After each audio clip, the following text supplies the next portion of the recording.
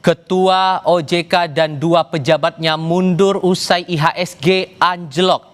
Kita akan diskusikan hal ini bersama Direktur Eksekutif sekaligus pendiri Center of Economic and Law Studies, Bima Yudhistira, yang terhubung saat ini bersama kami lewat sambungan dalam jaringan. Mas Bima dengan Tifal di sini, selamat malam. Selamat malam. Anda sudah membayangkan bahwa ujungnya seperti ini? Pagi tadi Direktur Utama Bursa Efek Indonesia mengundurkan diri dan sekarang 3 orang dari OJK yang juga melakukan hal yang sama. Ini presiden yang tidak pernah ada dalam sejarah sektor keuangan ya, baru pertama kali terjadi.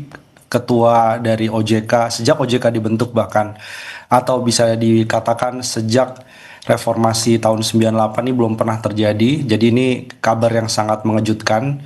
Dan sepertinya bukan hanya soal IHSG yang kemarin dikritik atau disuspend oleh MSCI, tapi ada yang lebih dalam daripada itu.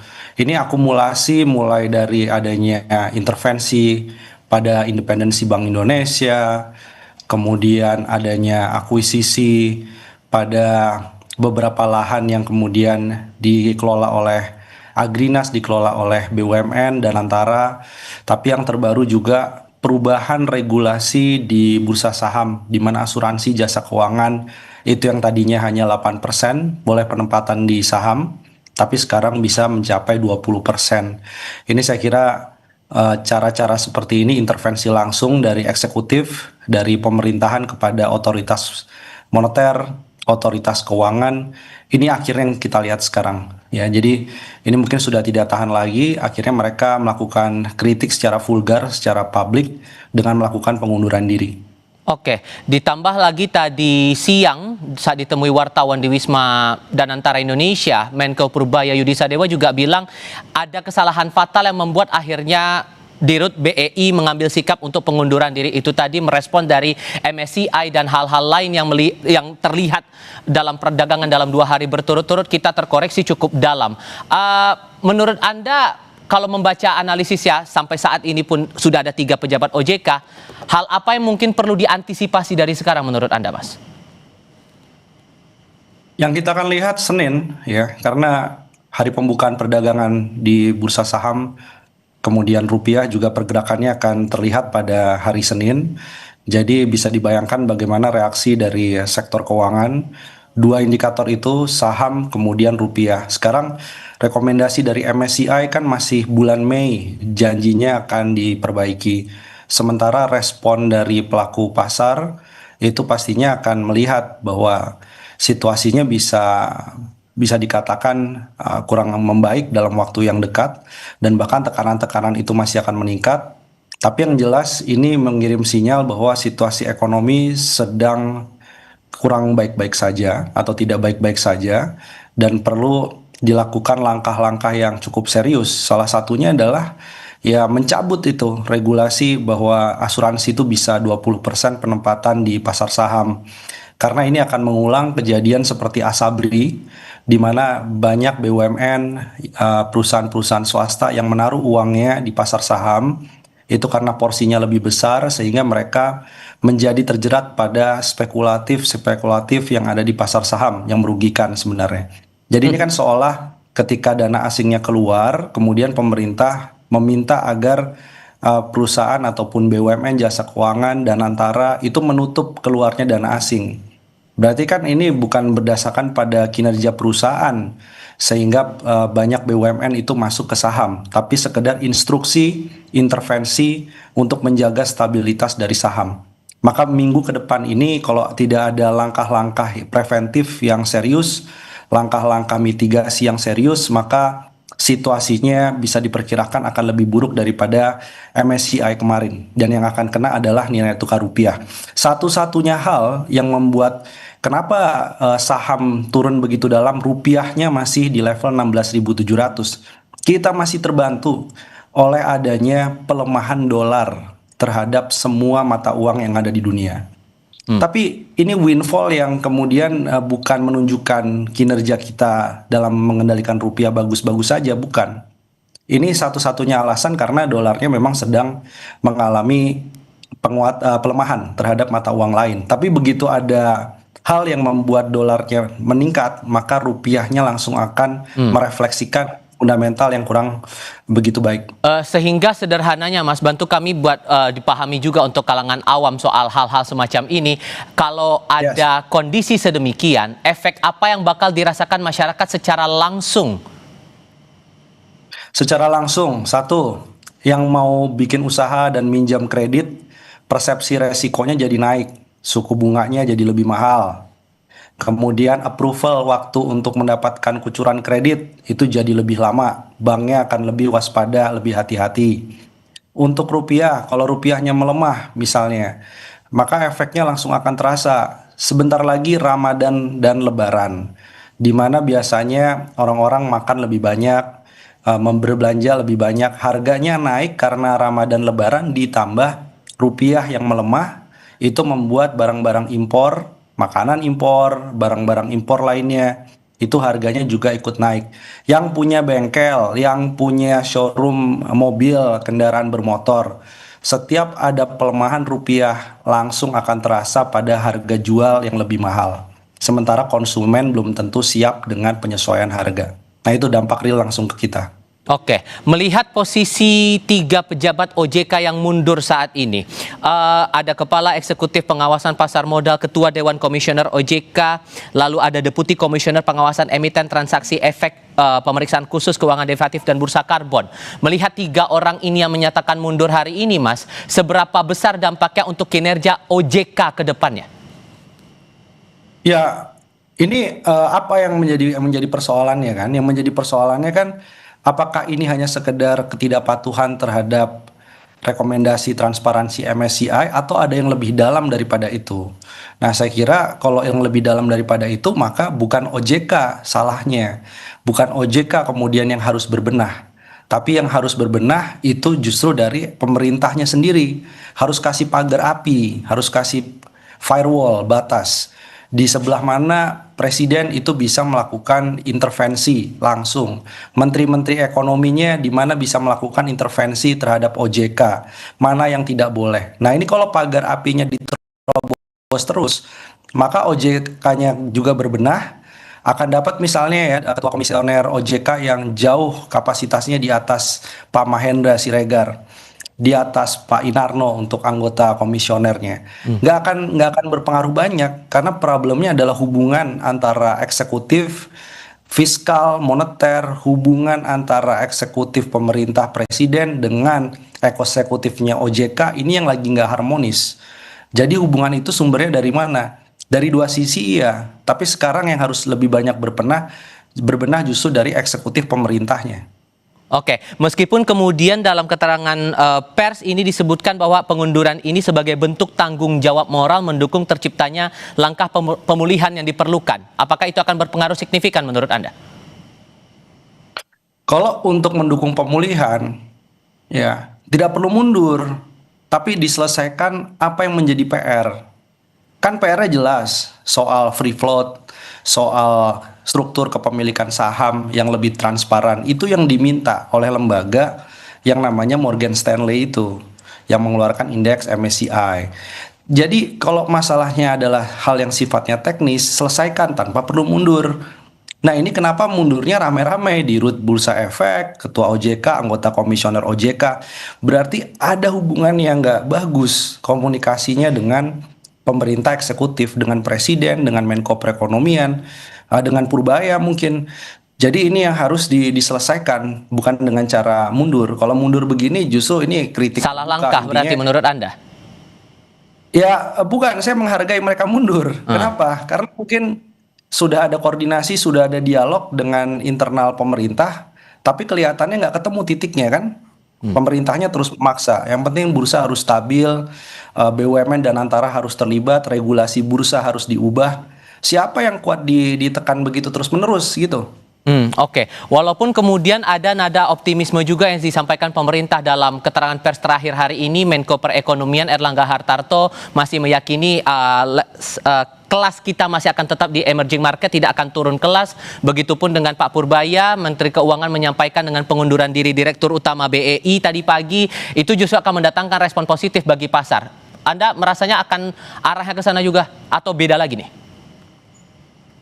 Ya, sekarang yang mundur bukan hanya di Rut BI, berarti harus ada press release kedua kan dari Kemenko Perekonomian, Hmm. dari Pak Erlangga bahwa ternyata optimismenya masih ada meskipun mundur sebagian besar di OJK, pucuk OJK-nya mundur.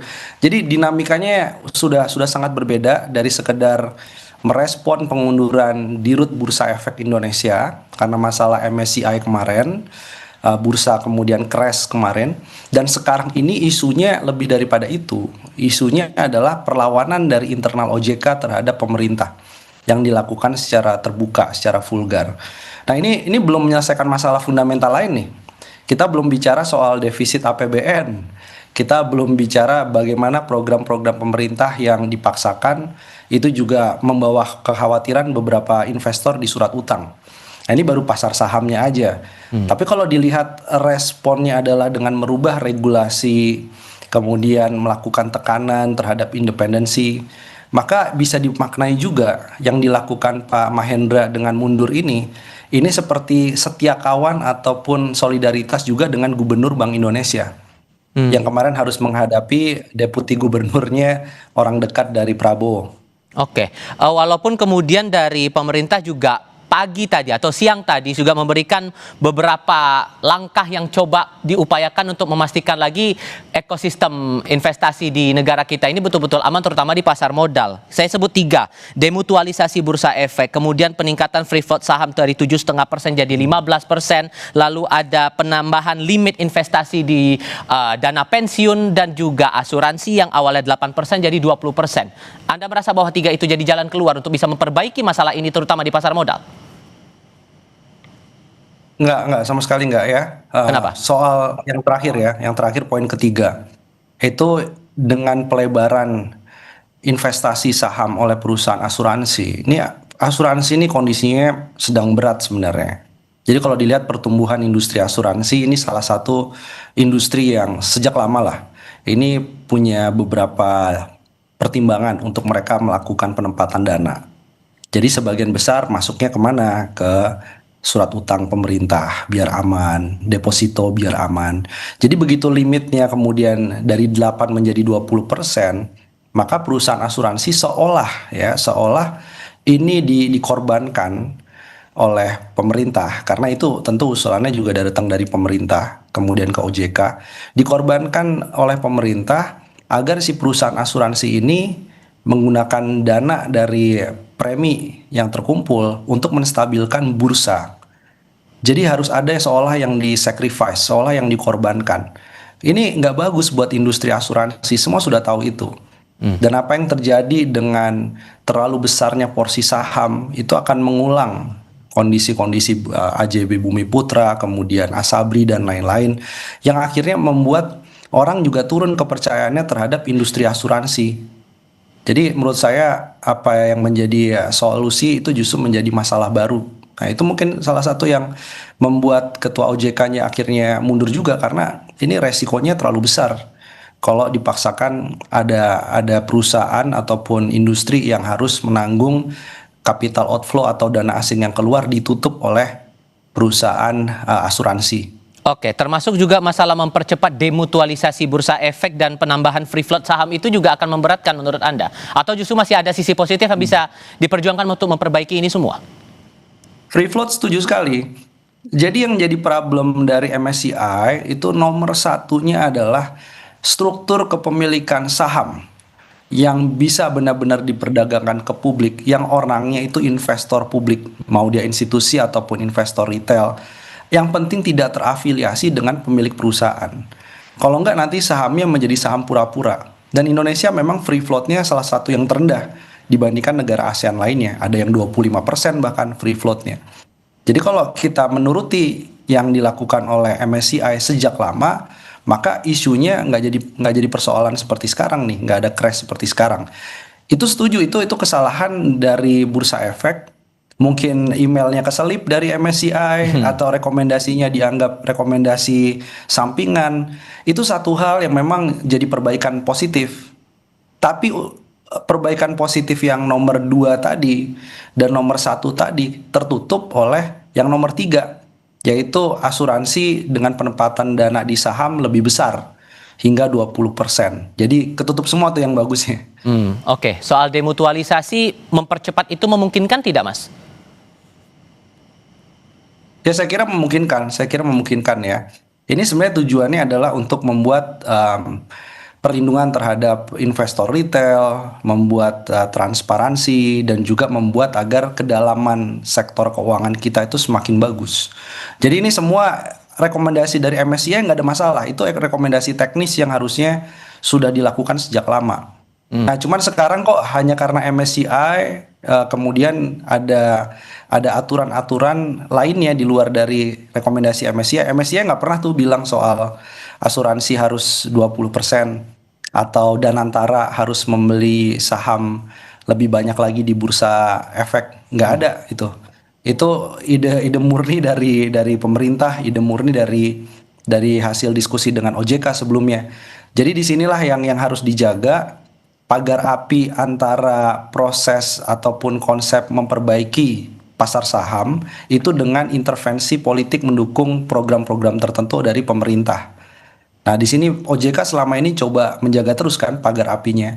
Mungkin yang terakhir ini karena kesalahan teknis kemarin akhirnya diterobos dan pagar apinya begitu diterobos kelewatan dianggap intervensi berlebihan kepada otoritas keuangan. Oke, ini kan yang menjadi kekhawatiran saat posisi kita yang awalnya emerging market turun jadi frontier market. Dengan kondisi seperti ini, Mas, sudah ditambah lagi ada 3 pejabat OJK yang mundur, apakah ini masih bisa kita tangani, kita tanggulangi kemungkinan potensi turun kelas itu? Ya, semua tergantung. Sekarang bolanya kan aneh juga kalau merajuk atau meminta ketua OJK untuk balik lagi. Karena ini pengunduran dirinya pun sudah dilakukan secara terbuka kepada publik di depan wartawan. Jadi yang bisa dilakukan apa? Berarti segera lakukan fit and proper test secara darurat nih. DPR juga mulai hari Senin mungkin harus berpikir nih untuk pembukaan calon ketua OJK yang baru, kemudian komisioner yang menggantikan Pak Inarno ya, Pak Inarno Jayadi. Ini harus segera dilakukan. Tapi di sisi yang lain, perbaikan hubungan antara OJK dengan Kemenkyu, OJK dengan Kemenko Perekonomian, dengan Presiden, ini saya kira penting. Jadi apa yang dilakukan oleh kita sebutnya triumvirat nih akhirnya. Triumviratnya siapa? Ketua OJK yang mundur, Pak Inarno, kemudian Dirut Bursa Efek Indonesia, ini jadi satu paket lah. Ini yang ingin dilakukan adalah tolong carikan orang yang mungkin satu paham atau selaras dengan kebijakan eksekutif. Kalau Bapak maunya begini kan, kira-kira gitu. Itu pesannya. Nah, jadi apa yang harus diperbaiki adalah perbaikan dari sisi sejauh mana pemerintah mau melakukan intervensi. Nah, nanti DPR yang menjadi penyeleksi dari fit and proper komisioner OJK yang harus diisi ini harapannya memang memilih yang betul-betul profesional. Jadi kalau Pak Mahendra saja yang sebelumnya mungkin banyak ya diafiliasikan dengan misalnya Pak Luhut, itu saja tidak mampu kemudian menjadi penyeimbang antara sektor keuangan dengan maunya pemerintah, maka ke depan harus benar-benar dicari yang pure independen. Dia bukan ada hubungan keluarga dengan presiden, dia bukan dari afiliasi partai politik sebelumnya atau mundur mendadak dari partai politik hanya untuk mencalonkan OJK. Jadi betul-betul dicari mereka yang punya kemudian kendali untuk selalu bilang tidak gitu. Oke. Kalau enggak nanti yang terjadi akan terulang nih kasus mundurnya orang-orang OJK ini. Padahal nih mereka orang-orang yang cukup baik. Saya kenal Pak Inarno juga di ISEI Jakarta. Jadi saya bisa bilang bahwa ini orang-orang ini bukan orang sembarangan dan mereka cukup berani untuk terus terang bahwa kami tidak kuat dan akhirnya mundur. Tapi dalam profil Anda ini mungkin saya bisa singgung juga soal 3 nama yang mungkin Anda pernah ajak komunikasi dalam berbagai kesempatan. Apa yang Anda tangkap dari perspektif Anda pribadi, tantangan OJK saat mereka masih menjabat, kondisi saat ini yang membuat akhirnya, ini cukup besar tampaknya OJK akan melakukan kerja-kerjanya sesuai dengan aturan yang ada? Iya, ini situasi ekonomi sedang kurang bagus, pertumbuhan kreditnya sedang rendah, tapi kan untuk mencapai pertumbuhan 8%, ini kan selalu tuh. Gimana caranya pertumbuhan 8%? Pertumbuhan ekonomi yang tinggi, ini pertumbuhan kredit gimana caranya? Termasuk yang terakhir, ini banyak sekali saya mendengar soal likuiditas 200 triliun yang disalurkan dari sisa anggaran lebih itu menjadi penyaluran kredit. Kan ini menjadi keraguan juga. Kok uangnya nggak bisa memutar pertumbuhan kredit seperti yang diinginkan? Uangnya kemana?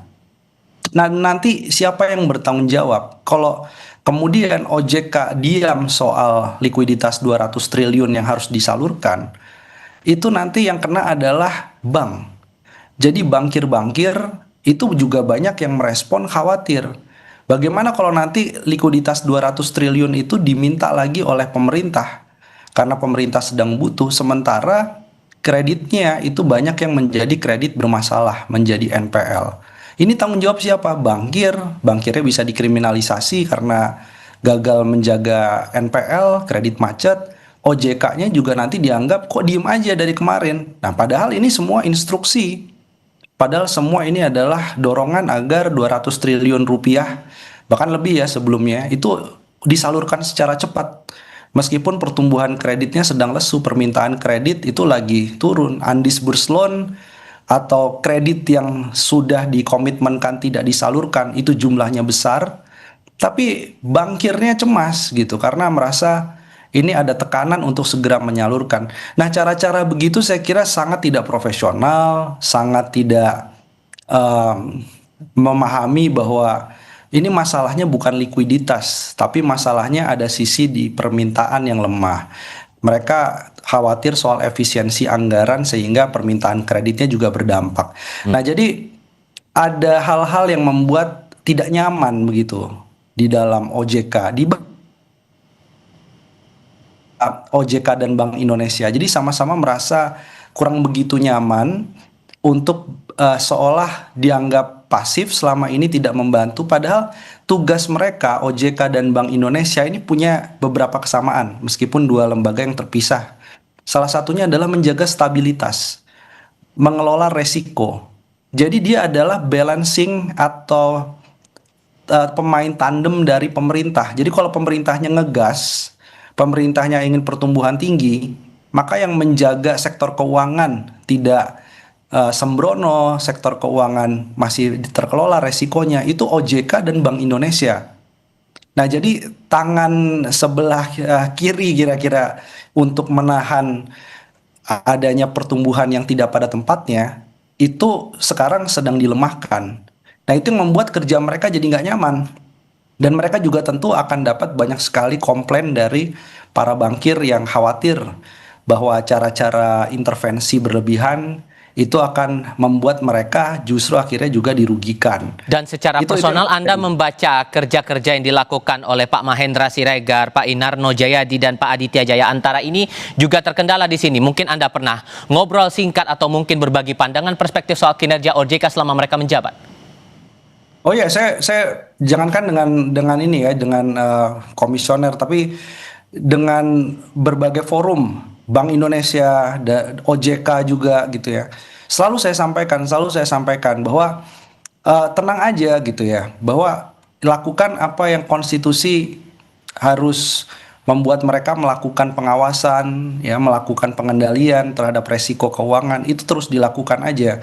Kalau memang beberapa program, saya sampai bilang, kalau beberapa program seperti makan bergizi gratis, Kopdes Merah Putih, food estate, itu kemudian menimbulkan efek bahwa bank harus menyalurkan pinjaman yang beresiko, padahal proyeknya mungkin sedang ada bermasalah, maka kalian sebagai OJK yang punya kendali untuk bilang tidak gitu, untuk bilang bahwa jangan menyalurkan ke sektor-sektor yang beresiko tinggi, baik multi finance, baik modal ventura, apalagi perbankan, bank syariah termasuk. Nah, ini yang selalu kita ingatkan gitu. Sehingga apa? Sehingga memang OJK ini punya marwah, OJK ini punya integritas. Karena sebelumnya kita sadar betul yang membuat OJK juga sempat melemah adalah kasus soal dana CSR yang kemudian terindikasi mengalir ke beberapa anggota dewan saat itu yang sedang diselidiki oleh KPK. Yeah. bahwa lembaga-lembaga ini punya permasalahan soal itu iya. Tapi dalam konteks kebijakan yang berbasis pada data, kebijakan yang memang berbasis pada pengendalian resiko, mereka paham soal itu. Nah, mereka harus bilang bahwa nggak boleh terlalu banyak diintervensi oleh kepentingan dari kekuasaan atau politik. Nah, ini mungkin limitnya nih sudah cukup lama, tapi dipendam, ditahan-tahan, tapi kemudian limitnya sudah nggak ada lagi, sehingga mau nggak mau mereka terpaksa membuka kepada publik. Oke, sehingga menurut Anda, Mas, kalau kemudian dalam keterangan pers disampaikan ini tidak akan mengganggu kerja-kerja OJK setelah 3 pejabatnya menyatakan pengunduran diri, Anda merasa yakin bahwa ruang kerja-kerja OJK ini betul-betul bisa tetap berjalan normal atau ada hal yang wajib betul diantisipasi? Ya, gimana pun juga kan ketua OJK. Kalau yang mundur staff atau yang mundur anak magang ya beda ya. Ini kan yang mundur ketua OJK, ketua Dewan Komisioner OJK, ini kan pucuk pengambil keputusan yang paling tinggi juga secara kolektif kolegial di antara anggota komisioner lainnya. Sehingga ini kan yang menjadi problem bukan hanya fungsi pengawasan tetap berjalan, ya itu kan yang ngerjakan departemen, yang ngerjakan kan level-level kemudian pengawasan secara teknis. Tapi kan pengambilan kebijakan tetap pada ketua OJK, tetap pada Dewan Pengawasan Pasar Modal tuh Pak Inarno di situ. Jadi menurut saya apakah fungsi akan terganggu? Jawabannya iya, ya fungsi akan terganggu. Apakah nanti kalau ada PLT, misalnya PLT ketua OJK itu bisa menyelesaikan masalah? Belum tentu, karena damage has been done. Jadi brand dari OJK-nya pun sekarang hubungan yang tidak harmonis dengan pemerintah sekarang terbuka kepada publik. Nah, mengobati itu tuh, ini butuh strategi yang beda, bukan sekedar menggantikan pos yang kosong dengan orang yang baru. Tapi harus ada strategi-strategi yang memang menyelesaikan masalah intinya gitu. Sehingga menurut Anda, ini kadang sudah Ketua OJK Pak Mahendra Siregar menyatakan pengunduran diri. Entah itu PLT atau mungkin pejabat baru definitif nantinya, apakah profil yang harus mengisi posisi Ketua Dewan Komisioner OJK ini harus seperti Pak Mahendra secara track record, kemampuan, pengetahuan, dan hal-hal mendukung lainnya? Nah, ini kita harus jaga bersama ya, ini minta tolong Kompas juga ya untuk menjaga bersama-sama. Kenapa? Karena dengan situasi yang ada sekarang dan apa yang terjadi bukan hanya di OJK tapi di lembaga lain, maka ekspektasi kita tentu kalau ditanya selalu pengennya yang jauh lebih hebat daripada Pak Mahendra, jauh lebih hebat daripada Pak Inarno dari kapasitas, integritas, kemudian dari berbagai pengalaman ya sebelumnya. Tapi situasi sekarang ini justru harus mendapat pengawasan publik, pengawasan media, karena pejabat pengganti ataupun definitifnya ini bisa jadi dipilih justru melalui sistem pemilihan yang membuat ex anggota partai politik bisa masuk atau circle terdekat dari eksekutif bisa masuk yang justru punya konflik kepentingan. Kita publik maunya lebih tinggi, tetapi dengan situasi ekonomi politik yang ada sekarang, ini justru lebih berbahaya lagi, yang lebih buruk nantinya dari Pak Mahendra itu bisa mengisi pos itu. Nah, ini makanya harus dijaga bersama-sama, karena OJK ini saya kira defense terakhir juga. Selain Bank Indonesia, selain LPS, defense terakhir sehingga investor trust, pengusaha trust, perbankan trust terhadap jalannya sektor keuangan, nasabah kayak kita ini juga trust terhadap sektor keuangan. Ini kuncinya ada pada kredibilitas dan kompetensi dari pengurus OJK.